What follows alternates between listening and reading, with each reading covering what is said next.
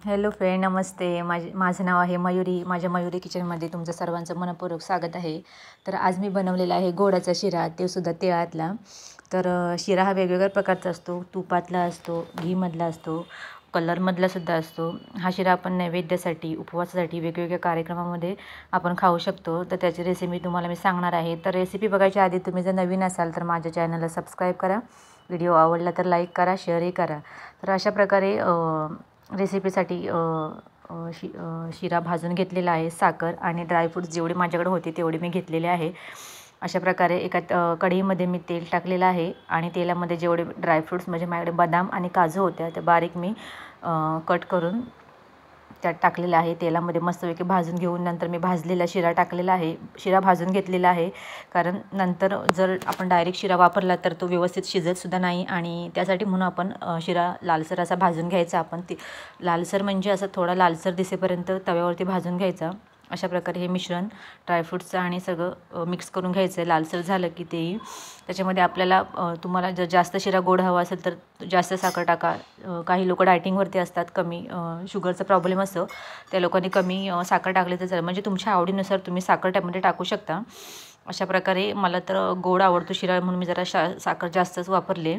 1 वाटी मी शिरामध्ये 1 वाटी रव्यामध्ये मी पाणीसुद्धा या प्रमाणात टाकायचं. जर तुम्ही जास्त पाणी टाकलं तर शिरा हा एकदम मऊ मऊ होईल आणि पूर्ण पातळ होईल आणि असा गिदा टाईपमध्ये होईल. त्याच्यामुळे पाण्याचा अंदाज तुम्ही व्यवस्थित घ्या आणि त्याच्यामध्ये पाणी टाका. अशा प्रकारे थोडा वेळ मिश्रण असे मिक्स करून ते त्याच्यावरती झाकण मारून ठेवायचं आहे. तर मिश्रण बघितलं तर तुम्हाला कळलंच असेल किती छान शिरा झाला. ड्रायफ्रूटसुद्धा छान दिसत आहेत. अशा प्रकारे थोडा वेळ मिक्स करून घ्यायचं आणि गॅसची फ्लेम थोडी स्लोच ठेवायची. जर तुम्ही हाय फ्लेमवरती ठेवला तर शिरा करपून जाईल आणि टेस्ट पूर्ण निघून जाईल. तर अशा प्रकारे जर तुम्हाला त्यामध्ये पाणी ॲड करायचं असेल, शिरा शिजला नसेल तर थोडं पाणी टाकून झाकण मारून ठेवायचं. अशा प्रकारे 1 मिनिट झाकण मारून ठेवायचं.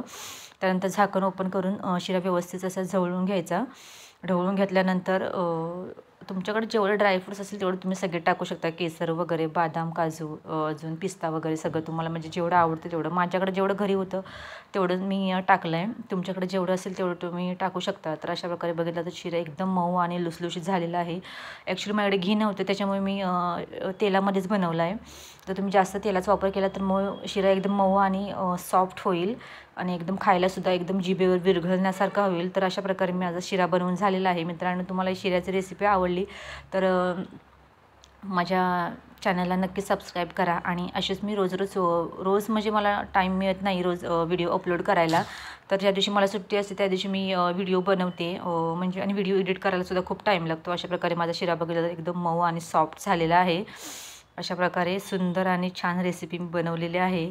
तर मित्रांनो, आज मी शिरा बनवण्याचं कारण असं आहे की ज्या दिवशी घरी असते त्या दिवशी मला जेवण बनवायला एकटीच असते. मी बॅचलर राहते. अशा प्रकारे म्हणून मी घरी असले की असं थोडंसंच काहीतरी असं पटकन असं होईल असं जेवण बनवते. तर त्यासाठी मी हा शिरा बनवलेला आहे. अशा प्रकारे बघितलात तर मी प्लेटमध्ये सर्व करत आहेत आणि असा वाटीभर शिरा खाल्ल्याने आता माझं पोट भरणार आहे. आणि तुम्हाला मित्रांनो जर ही रेसिपी आवडली असेल, घरच्या घरी साहित्यामध्ये बनवलेली रेसिपी आहे. अशा प्रकारे मस्त मी वाटीमध्ये शिरा काढून घेतलेला आहे. त्याच्यावरती थोडेसे मी ड्रायफ्रूट्स टाकून त्याच्यावरती एक सुंदर असं तुळशीचं पान ठेवणार आहे. तर तुम्ही बघाच मी कसा शिरा सर्व केला. ह्याच्यावरती ड्रायफ्रूट्स टाकले. तर मित्रांनो, माझा रेसिपी आवडला तर नक्की सबस्क्राईब करा. आणि अशाच मी आठवड्यातून 1-2 रेसिपी शेअर करेन. तर तुम्हाला आवडतील तर त्या तुम्ही लाईक करा, चॅनलला सबस्क्राईब करा. आणि अजून तुम्हाला जर नवीन नवीन रेसिपी आवडत असतील तर ते मला कमेंट्स करून सांगा. म्हणजे मी त्याच्यावरती व्हिडिओ बनवेन आणि यूट्यूबला शेअर करेन. नमस्ते, बाय.